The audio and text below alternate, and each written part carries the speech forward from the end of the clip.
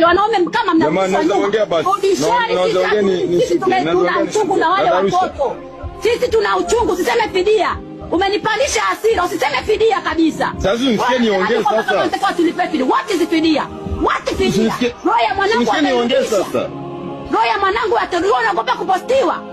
Wewe unaogopa kupostiwa kwenye nchi ya Tanganyika yako. Wakuposta hadi kwenye Trump. Wa mama tunasema hivi, hatutaki fidia.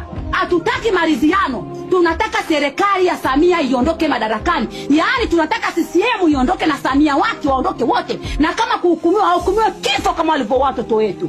Wahukumiwe kifo na wasipouliwa. Mimi mtoto wangu leo lazima nitampa ujasiri aje kulipa kisasi kwa mtoto wa Mlilo. Lazima kisasi chake na chijio kimwage damu.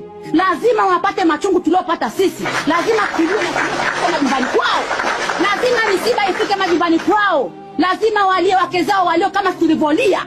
Hakuna fidia. Hatutaki fidia wala makubaliano. Hiyo nakataa. Tunataka haki ya watoto wetu. Kama wanaweza waturudishie roho za watoto wetu. Mpaka miili yao hatujapewa. Hatujua walipozikwa. Leo nije kukubali fidia. Mtoto wangu sasa mimi naenda kumsalia wapi? Naenda kuangalia kaburi lake na alijua nilipo. Kwa mimi nileta mtoto aje kuuliwa. Nileta mtoto hewa, kimbuli. Siku za mimi miezi 9. Watoto ndio watoto. I say. Samia ni mwanamke. Sisi tuna uchungu, usiseme fidia. Umenipandisha hasira, usiseme fidia kabisa. So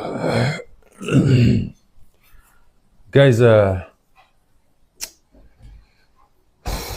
I do understand that a lot of people are going to abuse. Najua wazi kabisa watu wengi wataenda kutukana na kutusi baada ya ujumbe huu